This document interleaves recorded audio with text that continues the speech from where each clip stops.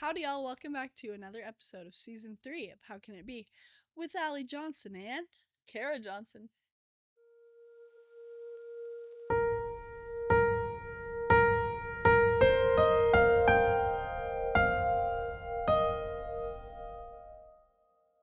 Yeah, that's true.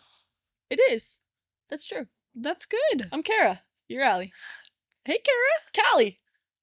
Ah, Left me hanging on that one. that gets a little tricky sometimes. Anyways, you guys, if you're new here, this podcast is all about glorifying God in the everyday good, the bad, and the in-between. And we start out every episode pretty much the same way. By talking about a little way we've seen Christ in our life, seriously, the last week or so, or even in the last 20 minutes. Yeah. Kara gets to start. Okay, here's something special that, guess what, a good friend of mine sent to me this week. The good friend's named Allie. She's sitting right here at the table. It's me. I was getting a little like, hey girl, is it going to be me or what? You know? Okay, it's something really cute and special, and it's a little quote that I'm going to share with you guys. It goes like this.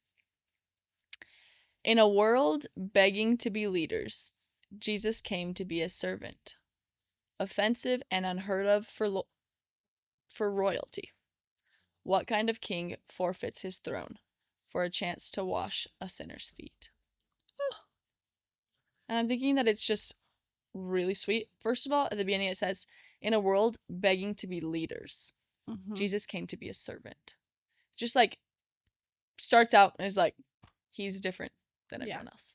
And I think it's interesting because we just do see that a lot in the world. There's so much competition, or everyone's trying to be the best. And I think when we look and we like read about or analyze Jesus' life, that was never the case. Yeah. Even though he's literally more important and awesome than anyone else.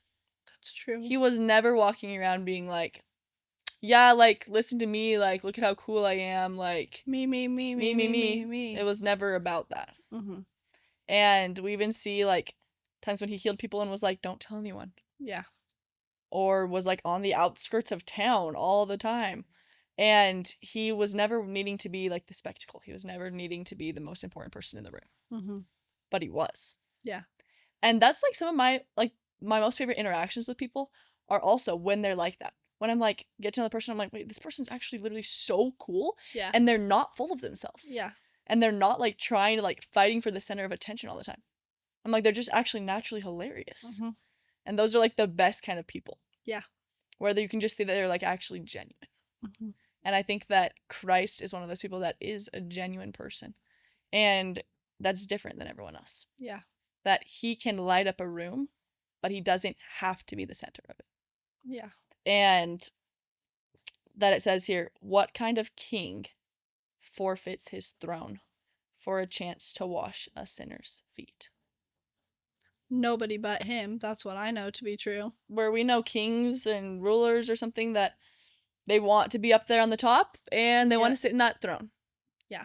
Where Christ is the king, but it wasn't about sitting there and still look pretty. Sit still, look pretty. You get off on a 9 to 5. Anyway. Man, at least we were really in sync just barely. So true. Oh, we're best friends. It gets so tricky. So hard. Anyways, follow through with what you were saying. I'm so sorry. But it's never about him sitting still and looking pretty. It's about him getting on the ground and washing his disciples' feet. Yeah. And I'm like, washing sinners' feet. Washing sinners' feet. Where it's like, that just shows his true character. Yeah. Someone who, it's like, also relates back to people who are like wealthy or well off and have a lot, but they're not going to just be like on the top of the world, swimming in their cash and only thinking about themselves. Yeah. But the people that give to charity, that help others, that even though maybe they have millions of dollars, they wear clothes from Target and literally don't care and just are about serving others and giving to others. Yeah. And that's Christ. Yeah. Literally the king of the world, and he's giving everything that he has to others. What a good guy. He's such a sweetie So pie. I feel like that's a moment about Jesus, you could say. I know that to be true. And why don't I just, if you wouldn't mind, just add on to that, if you wouldn't mind, you know? Okay, I'm gonna read this little quote really quick. It's pretty sweet, I'd say. I found it on Pinterest, of course, because that's gonna be my Jesus moment for about just, you know, if you've been listening to this podcast ever before, then this is no shock to you, but I'm loving Pinterest. That's all. This is this guy. His name's Rick Warren. He said this. Great. Hope you love it. Thanks, Rick. Yep. Thank you, Rick. Okay. It says this. We are healed to help others. We are blessed to be a blessing. We are saved to serve, not to sit around and wait for heaven. First of all, that was a punch in my face. Okay, Rick, tell me what's really going on. You know? So true. It's so hard to be me sometimes and just want to sit around and wait for heaven sometimes. Yeah. That's what I want. That seems pretty easy peasy lemon squeezy walk in the park kind of situation.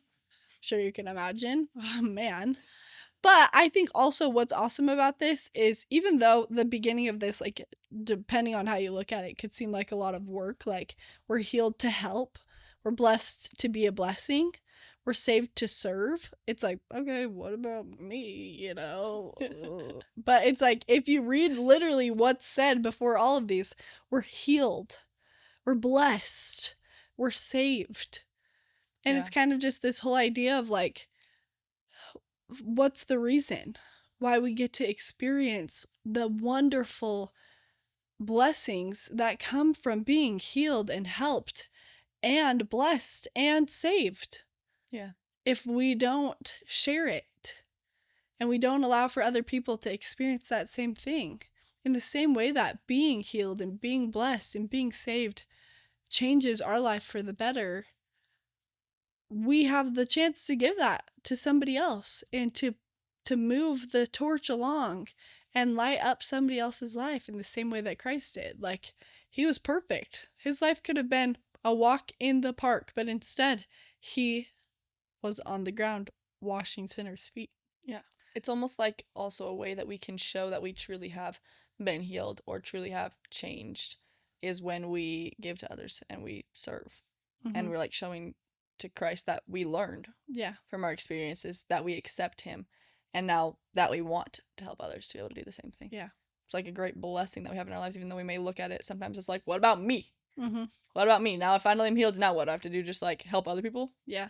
When in reality, like the opportunity that we have to be enabled bodies that are like capable of being able to help others. Yeah. That is such a miracle. The amount of people that wish that they could get up and vacuum their roommate's floor for them. Yeah. But they can't. And so instead they try to do it in whatever other way. Or they struggle along their day, whatever that looks like. But I think when we really take a step back and like look at all of the opportunities that are ahead of us and chances that we have to be able to impact the world around us for the better, there are endless opportunities. Yeah. And it's so lucky and happy. It is lucky, and it just reminds us to be a little bit more like Christ. Yep. It's even like me thinking right now in my head the story of somewhere in the Bible where, you know, this gets tricky when I'm trying to say something and I'm only remembering like parts of it. But true. Somebody has a debt. They get their debt forgiven. Then somebody owes them and they're like, you owe me money, give me the freaking money, you know? And they're angry about it. And then the guy that gives it to them is like, remember when I literally forgave your whole entire debt? Now you're not going to forgive your neighbor's debt? Yeah. What's wrong with you? It's literally, I think, the parable of the debtors or something. Yeah, something like that. It's a parable that Jesus taught, I'm sure. But this anyway, is embarrassing if this is nothing, you guys. No, guys, this is something for sure. It's something for sure. Anyways. But anyway, in the same way that Jesus forgives us of everything that we've done, then we need to be able to forgive others and treat others like we have been treated and want to be treated. And so it's like just trying to be like Jesus, apply his teachings into our lives, and follow his example, which sometimes is hard. Yeah. I'm not sitting here and saying I'm perfect at it because negative I am. I know that to be true. Oh, that's so kind of you to say. Wow, you're so sweet. I'm just kidding, you guys. She's pretty good. But that we could all strive to be more like Christ in ways of serving others, giving to others, forgiving others. That's so true, girl. And doing good. Oh. You know? Yeah. Anyway, that's it. Okay, you guys, I'm going to tell a little story. Please. Once upon a time, there was a dog, and his name was... By the way, what the heck was his name? Oh, no. Jake. Once upon a time, not He was a long Doberman. ago. You know what a Doberman is? Are those, like, the skinny ones? And that are long? Wait. Are you thinking of, like... A wiener dog? This is not a wiener dog. This is like... I have no idea what a Doberman is. The stereotypical mean dog in most movies are Dobermans. They're big, and yes, I know exactly what you're talking about. Mm-hmm. Yep. But also, they're kind of like cutesy little muffins. They could possibly be like the dogs in Father of the Bride 2 that are in the in-laws house. Give me some sugar. I am your neighbor. Anyways, wow. This was a lot to go through, just barely. I'm so sorry. Dobermans. Now we have a picture in our minds. Thank you all so much. Yep. There was a specific Doberman, him named Jake. Jake, a sweetie. And he was nicknamed the saddest dog in Warwickshire. In all the land. Never heard of Warwickshire before, but he was the saddest dog of that. He was the saddest dog there. Yeah. Okay? And he spent a heart-wrenching 850 days in a shelter.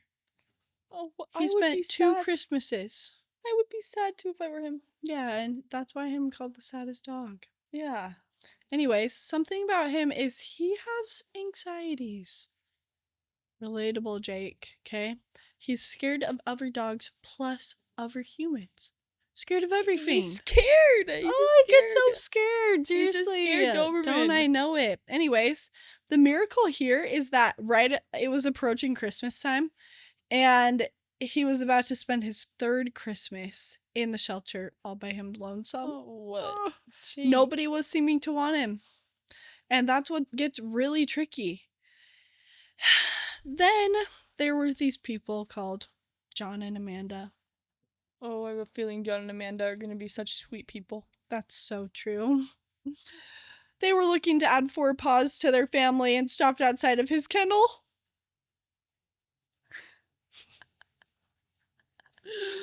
Then they decided to adopt this guy. Oh, what a blessing for Jake. That's so true. And seriously, they said this. When we collected him, there wasn't a dry eye in the house, except for Jake, who happily jumped into our car. He's settled in beautifully, growing in confidence every day, and has already made new friends, including the postie and a barman with dog treats. Wait, that is adorable. So guess what? Here's why I'm thinking this is a great idea for us. Oh my gosh. I just knocked the life out of this poor little microphone. I hope it gets brave. Anyways, here's why I'm thinking this is so sweet. Jake made a name for himself as a scaredy cat that was going to be a really high maintenance dog for anybody that wanted to adopt him. Here's the thing about it. John and Amanda loved Jake regardless, and they knew that Jake could be more than what he was when they found him. And so they dedicated a lot of time and effort, and it says in this article that they started doing like an intense therapy program with Jake. And so he was doing therapy, and he was doing all this stuff, and he was getting like pretty healthy and stuff. And then they adopted him and brought him right into their little house. It might be big. I'm not so sure. I'm so sorry, John and Amanda, if you're living in a mansion. Anyways, but I will say this. This is such a promising story for everybody to remember that, like, what we might be known as right now does not have to define us our whole lives. And I think that just as Jake experienced, people can look at us and see more than what we are right now. Yeah. And I think that Christ was the best example of that. And honestly, is such a good example for everybody even now, to look around at the people around you in your life and have the eyes of Christ and of John and Amanda in this situation with Jake. Take the time to see people for whatever situation they might be in, but also see them for who they are in God's eyes. Yeah. And see them for who they could become if they were really loved and given the opportunity to flourish in the same way that sometimes we are set up perfectly to flourish. Yeah. And I just think that it's such like a fun redemption story of a dog that truly like seemed to be like getting cozy in that kennel for the rest of forever. Yeah. But he had a full turnaround, and I think just like Jake, we all have the chance to take what maybe in our past defined us and find new meaning and allow for Christ to come in and be a part of that, redefining for our lives.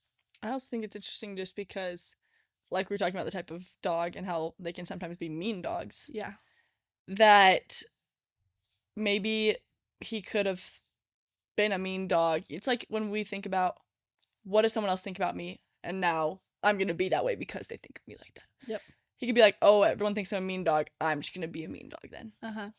Or everyone thinks that I'm sad and anxious, so I'm just going to be that way for the rest of my life. You know what I mean? And so it's like, one, not judging people, animals, judging in general, because we never really know what they're like. And then second is us being our own selves, not settling for what other people think of us or settling for less, but truly understanding our potential to become and working on it. Yeah. Because just like Jake then worked with Amanda and John in those therapy programs and was able to be comfortable and live up to his potential and be happy and find joy. We can do the same thing. It's reminding me of this video I watched like years ago, and it's about this man who goes on this cruise, and he like pays like bare minimum, gets his deal on the cruise, and he like brings canned food and like beans. He like pays bare minimum but brings a suitcase full of canned beans. Yes. And that's what he's like, okay, I'll just eat that every day while I'm on my cruise. I'll have fun at the little stops on the way along the cruise, and I'll eat this, save money, doing great. End of the cruise, he finds out that it was an all-inclusive cruise. He could have been eating the food of the cruise the whole time and enjoying like the parties and things that they were having. Everything was included with what he paid. But he was eating beans the whole time. And the whole like point of the story is living up to your potential. He had the potential to have had even more fun. And he had the potential to get all of that food and free stuff, but he was living below his potential. Yeah. And he was settling for less. Yeah. And so how many times do we also do the same thing? Live below our potential. And we have great potential as sons and daughters of God. Yeah.